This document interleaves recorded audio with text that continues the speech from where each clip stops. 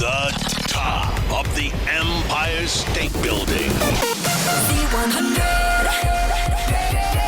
New York. Hey, yo, what up? I'm Josh Martinez inside of our Funko interview lounge with our guest, Deleasa. What's going on, bro? What's up? How's it going? Chilling, man. So, growing up, you grew up in the area. Yeah, right? grew up in Jersey. Yeah. So then listening to Z100, and Z100 was essentially kind of part of your everyday life, whether you realized it or not, I'm sure. No, it was. I was glued to the radio, listening to the countdown, trying to wait for my songs to come on. It taught me a lot of patience. Well, that makes one of us because I still to this day don't got it. What was that feeling like when you got that text, call, or email to be like, hey, we want you to perform at a Z100 event, Hudson Yards? I was super pumped. I first had to let my oldest sister, sorry, Dina, that I'm calling you as oldest, but you're old. I let her know immediately because she was the one that introduced me to Z100 first. Yeah, so we were pretty pumped. What was her reaction when you're like, yo, Z100 just hit me up, they want me to perform? She lost her mind, and then she made a comment. She was she's like, oh, I won't have to call in to win tickets this time. Little did she know that it's a free show anyway, right? Although don't tell her that. She got VIP. I was about to say, I hope you hooked her up with VIP though. I did. You know what I'm saying? Yeah. Take care of the older sister. Yeah. So you just finished performing. You just finished spinning, doing your thing. What made you want to get into DJing to begin with? So, as we were just talking about with being a big music head when I was younger, I was always playing in bands when I was younger, so always just had a love for music. Started playing in garage bands. Actually, first I was in my church band, and then from there started playing in pop punk bands, and then it just kind of evolved from there. Eventually, I dropped out of college. Once I dropped out of college, once I dropped out of college, started touring, and then I was doing more of a singer-songwriter project. And then during that time, I learned how to DJ, and I was like, oh, it'd be super fun to throw my own after parties and all that. And then it just took on a whole nother life of its own. So you've opened up for the Jonas Brothers on tour. You've done the whole tour essentially. Several times over. And now we're gearing up for the U.S. Yeah. So stadium tour starts Sunday. That's a flex, dude. I want you to really take a step back and think of MetLife Stadium. First off, a stadium. We call it Giants Stadium, for the record. Wow. As a Commanders fan, we can talk about that off air.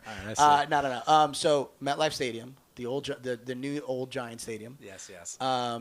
You are in theory the very first person that these people that have paid their hard-earned money, that traveled from around the country, because there's something special about being part of the first night, and it's a hometown show, and it's a stadium hometown show, and there's going to be surprises. Do you feel any nerves as the very first person you are setting the tone for the rest of the night?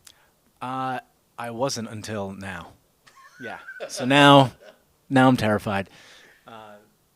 But all in all, it's more excitement than nerves. But I'm super, super excited.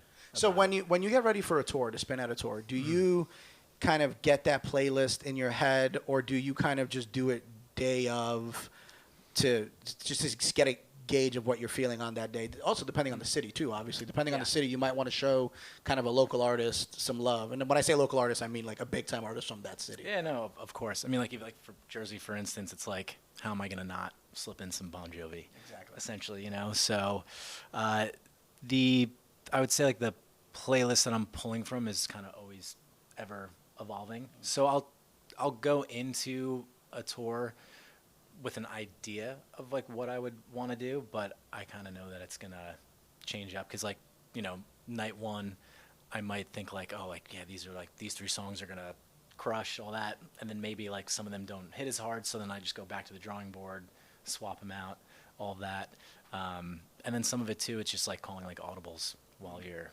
doing it. So do you find yourself listening to music differently now than you did, let's say, 15 years ago? For sure. Yeah. Absolutely. At this point, it's kind of I guess as a DJ, you're kind of a people pleaser. So you're not just trying to think of what do I want to hear. You're trying to think what the audience wants to be hearing as well. especially on a majority level, right? Because you'll always, For sure. even at the club, Yeah. you'll have someone that's like, my favorite is when they come up and they're like, you have to play this song. Everyone's going to go crazy for it. That's when I pretend I'm deaf. Like, in that moment, I'm like, I can't hear anything this ear. It's bad.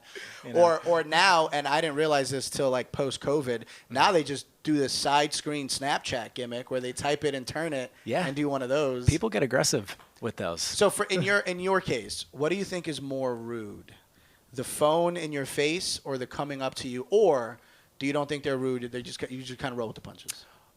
I would just say the phone in the face. If it's actually in like your personal space, then it's like, oh, I think I'm about to get like hit. Because you can be a little blinded by the CDJs at times. Like, you're looking at like this digital screen. So if something comes like really close, it can be a bit jarring at first. But I never really get like too broken up about people making requests and stuff like that. Sometimes if I have it and it can work with like what I'm currently in the middle of doing, it's actually quite fun to drop it in because you kind of blow people's minds. Because everyone, for the most part, they like know like, oh, DJs hate requests. So like when they're doing it, you can actually just like drop it on them. It's a nice little feeling. If you had to choose one genre of music that you're listening to right now, what would you choose?